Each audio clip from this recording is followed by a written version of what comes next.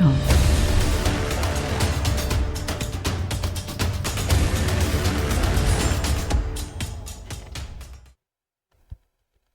Welcome back to B3, everybody, or Businesses Building Bridges. I'm excited about this episode today, Shara, Hello. because we're talking about, say it with me, semiquincentennial. Uh-huh. Say it. Semiquincentennial. Semiquincentennial. What is it? I want to say quincentennial. Semiquincentennial. How many times did you practice this? Semiquincentennial. Okay. Hello. This is Shara, and she is the owner of Sift and Sort. We're sifting and sorting. We're sifting and sorting through America's history today. Ooh. And I'm Diane Campbell, owner of Boney Booties, Beach Rentals, Flagler Electric Bike Rental, Tree Trends, and now B3. I'm excited about this episode because we're not going to talk about politics at all. That's very impressive. Yes, we're going to talk about America's history. And we're going back, the semiquincentennial means... Semiquincentennial. There you go. Hello. There you got it. Boom. That means that America is 250 years old. Wow. Something we're not going to be able to see... Or say ever again. Or right. say ever again. Correct. But when I looked at some notes about this, and yes, I did look at some notes just to get to rein it all in. Mm-hmm. There's so much rich content there that we can talk about. The first of which that just blew my mind was things that have been invented in the past 250 years that have changed the world. Let's talk about the light bulb. I was just saying, great idea. Bump, yes. So I'm on point today, so watch out. yeah, look it out. Okay. If that hadn't been invented, we would not be here today sitting in this studio with light everywhere. No, we would not. And that affected the world. It extended productivity for businesses because now they can see past when the sun went down, right? Yes. It changed work, homes, safety, and cities alike. Fair. Fair. Very. Yeah, and this was an American inventor, Thomas Edison. Oh, that's very... From New Jersey. Oh, my God. Yes. Can you believe it? Okay. Can you believe it? Next one, the telephone. Oh. What would we do without that today? It kind of blows my mind that... Was it from like the cans first? the cans, the one you get with the string? The dial, you put it on your ear, to the phone, Or the switchboard? the switchboards, to the phone booth, right? Amazing. To the dial ones in your house when you were kids, or at least when I was a kid. I did Our see cord those. was this long. Yes. Only 6 feet. And we couldn't, you want to talk to a boyfriend? You couldn't get away from the rest of the family. But it shrunk the distance. It shortened the bridge between you and me, or you and that other person you wanted to talk to. It made business faster and much more personal, because now you had an operator connecting you. And what would we have done if we didn't have this kind of communication through the World War II, at least? Throw rocks at each other? You can't. You can within a short distance. So Alexander Graham Bell, we're just going to take a flyover of that. Amazing invention that has changed the world. And today, we can't be without our cell phones, which is now a computer. Mm-hmm. You actually don't even have to memorize anybody's phone numbers if you want to call I forget them. my own number sometimes now. Number 3, tell me if this doesn't blow your mind. The airplane. Oh, Boom. they weren't wrong. The Wright brothers. They were right. They were right. It turned the world into a connected culture and place. It bridged through air flight. It bridged New York to Los Angeles, from Los Angeles to Hawaii, from, New York to even over the pond into Europe. it's just amazing to me that the technology from just those three things has advanced to the point where we're global travelers now and global communicators. And also with the light bulb, all of those things, just those three things. We don't even have to touch on anything else. True.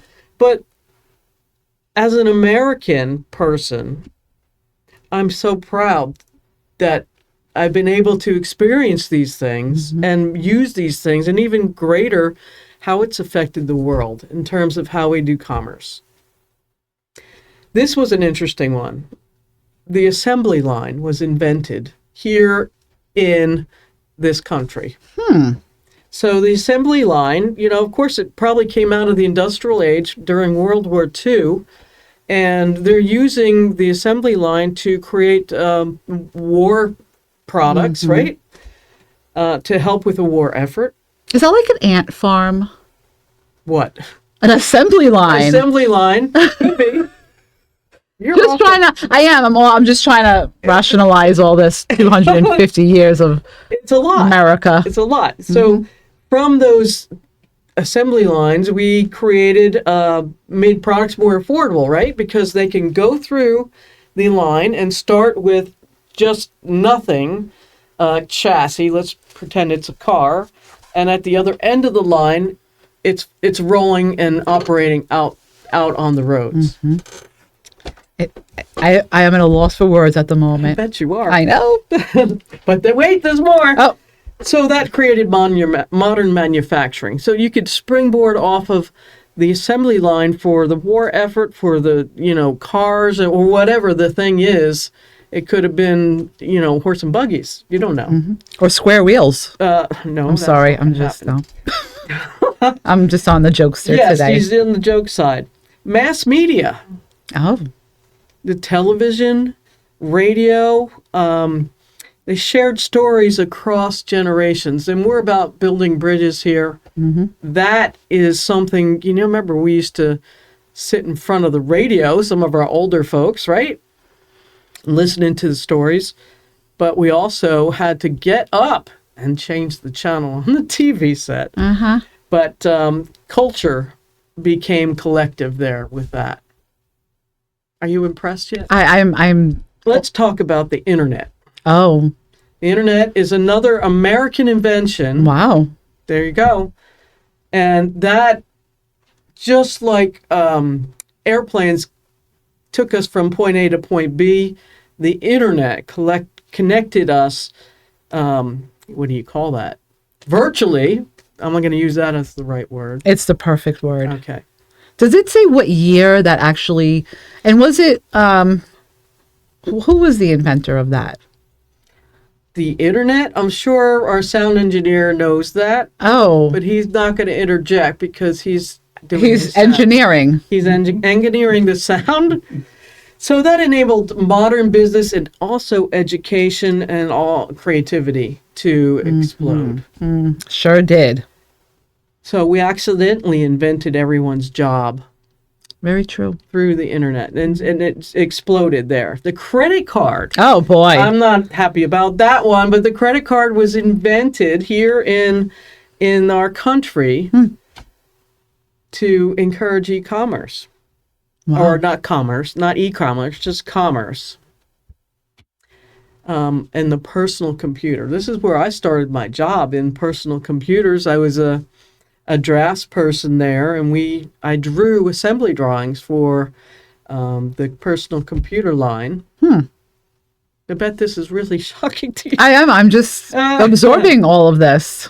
So, and now the smartphone. Because of the phone, Alexander Graham Bell, that just kept improving technology, and we ended up using that so much more and relied on it to make appointments, to schedule the doctor, to communicate with loved ones across different state lines and whatever. And now we have our smartphones, which is so small. Have you ever been to the Space Center in Houston? No. You see mission control? I have been All to of that can NASA. fit in our phones now. Right. It's pretty incredible. McDonald's. McDonald's, Yeah. which is The internationally known. drive-through was invented by here in North America, in America. I'm proud of that. Okay. Because how many times have you driven through the, I mean, Too many to times. McDonald's, to coffee, to burgers, chicken, you name it, we can get it. Donuts, whatever. Too convenient. Convenience at that point became king. Yes. Agree. We're all about convenience now. We are. The supermarket. Can you believe the supermarket was created here in the United States? So where you had to go to the produce stand, to the butcher, the baker, and the candlestick maker, they combined it all into one thing. And now we just go to one grocery store, get what we need. Or just wait in your car patiently for them to drop it off in your trunk See, through your phone. through your phone. There you go. I know. It's like a domino effect. This is a big one, the polio vaccine, Oh, which saved millions of lives. wow. Innovation and compassion to be creating and inventing. Fast food as a system. Oh, it's a system. They got it. They got it and it's still They got working. it. Mm-hmm. Consistency, speed, and scaling food systems from just a mom and pop or a roadside stand into 3.5 knowing minutes. that when you see that sign out there, whether it be golden arches or older gentleman sitting in front of on a table In front of the chicken. in front of, or the bucket of chicken or whatever you see there, you want to stop. It's true. It's somehow addicting. Can we entertain the music industry? Please. I mean, Yeah, I mean, if you go back. let's go back there. We need to celebrate these things. Absolutely. Because America is we have our warts, we have our bruised knees and scraped things, and our, we're not perfect. No, no But one is. we have taken innovation and we've taken problems that we've experienced and we created solutions for them. And that's what businesses do. Well, I think we are the most powerful country in the world, even are. today, even through all the faults and whatever We else are. we go through. So our dollar is still, even though I think the pound is a little bit more, it's still ultimately the American dollar. It is. And because of immigration and our ancestors coming over from wherever, in my case, Italy, Germany, Ireland, we have a spirit of entrepreneurship here in the country that is worth celebrating. Honestly, these people came over. With a quarter in their pocket, as they say. Nothing. When I visited Sicily, I just couldn't figure out how they got from there inland to a port without any money, over across the pond With their children. with their children, sometimes without or half of their family because they couldn't afford all of it. They just couldn't afford to take all of them over, so they sent some of them over. And those are the people, not just Italians, but all these ethnic backgrounds and ethnicities and colors of their skin and whatever else. That is what America is. Absolutely. And it's worth celebrating. Agree. To focus on what's going on today, yes, we get caught up in all that kind of stuff. Well, news and media. News and media, but from where we came from to where we are now is light years, and it's a powerful story. Agree. And let's not even talk about the sacrifice that has been to get us where we are today. Yes, and a lot of, I think, the youth today have no idea, and I don't think they'll really ever know because most likely their parents had nothing to do with any war, served in any branch, to even understand what our freedom is really comprised of. What does it mean to you? it means a lot to me because that is something I could and never would do unless obviously I had no choice. Right. But knowing the history and what people did to fight for the way that we live today is unspeakable. Right. Unspeakable. And it is a shame that the history and things that have happened, good, bad, or indifferent, have been somewhat altered, removed, and just we don't concentrate on it enough. And to thank those veterans that fought and died How do for we our keep freedom. this dream, this American dream alive?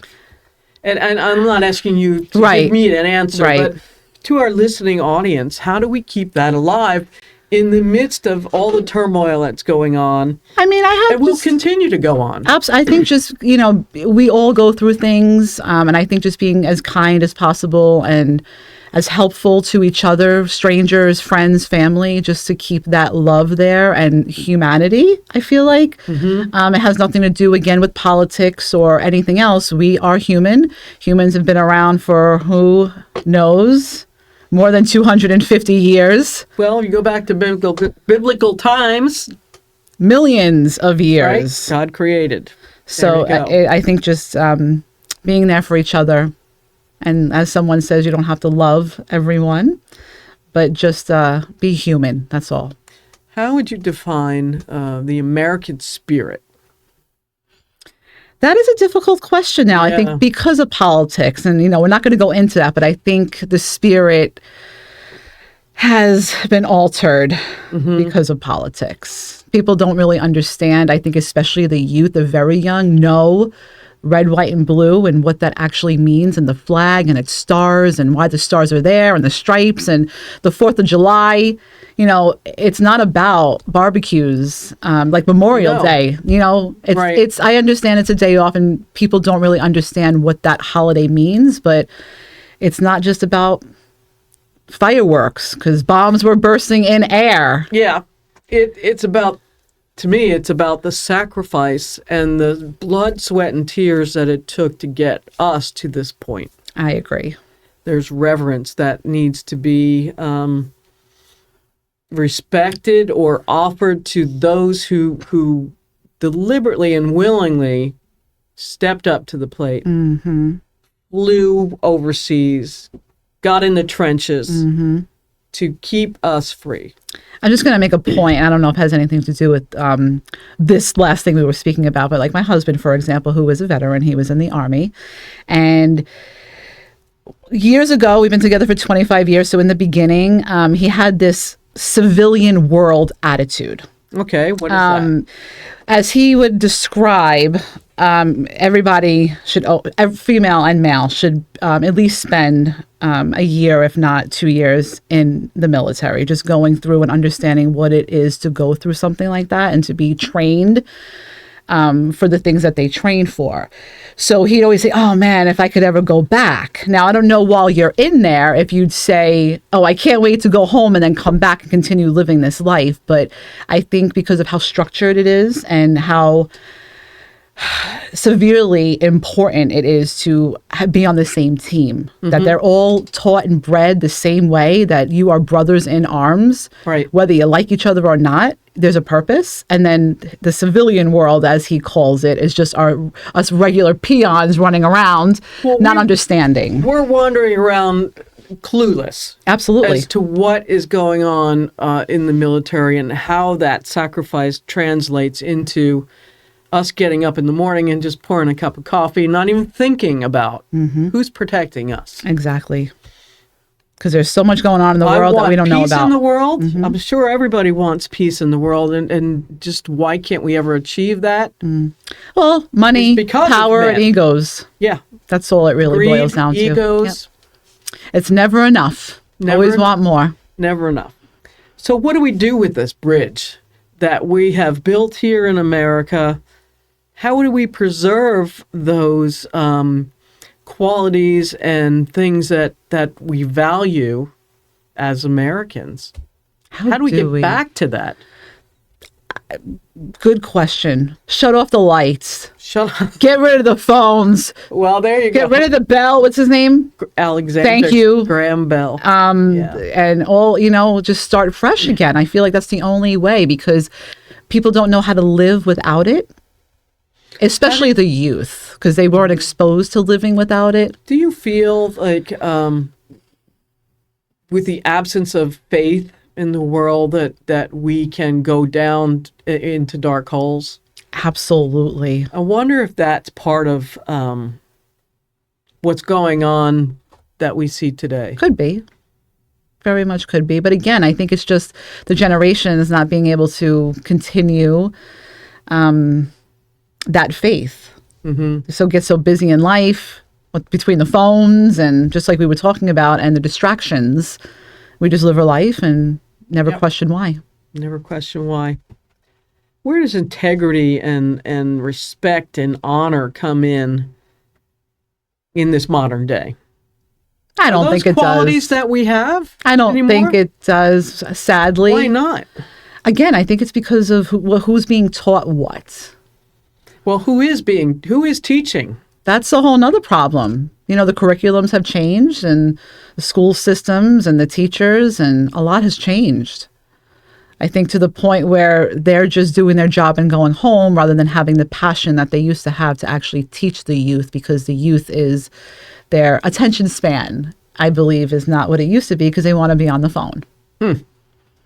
Which is now the babysitter.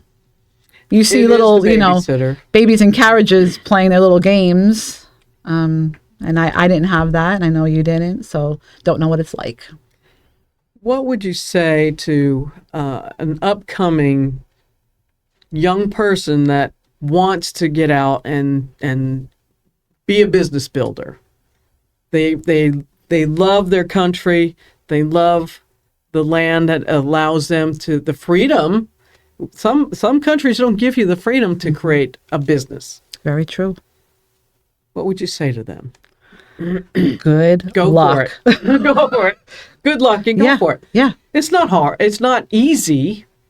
No, you have to be semi-intelligent to create things and find out information on your own and do the best you can. But the guidance, I don't see. You just got to be born with it or not. You either work for somebody or you become an entrepreneur. Well, those are your options. Both. What else you got on that list? I'm going to do a quick fire round with you here. Name a favorite American invention you use daily. Can't be what we've already discussed. Oh, man. Water? Running clean water? Well, running clean water. Okay. Sewer? Idge? Okay. One invention you're grateful for as a business owner. Something that we didn't talk about. That's tough. Something I'm grateful for as a business. I'm grateful for you because, well, it's not, we're here in this networking thing together, yes. Right? And I wouldn't be where I am today if it weren't for my networking groups. Fair. And all those networking groups have small business entrepreneurs in them. I concur. There you go. An invention you wish you'd thought of. The toothpick. And I'm saying that aggressively because this guy got a stick, made it small, put a point on it, and became a bajillionaire. A bajillionaire? A bajillionaire. A toothpick.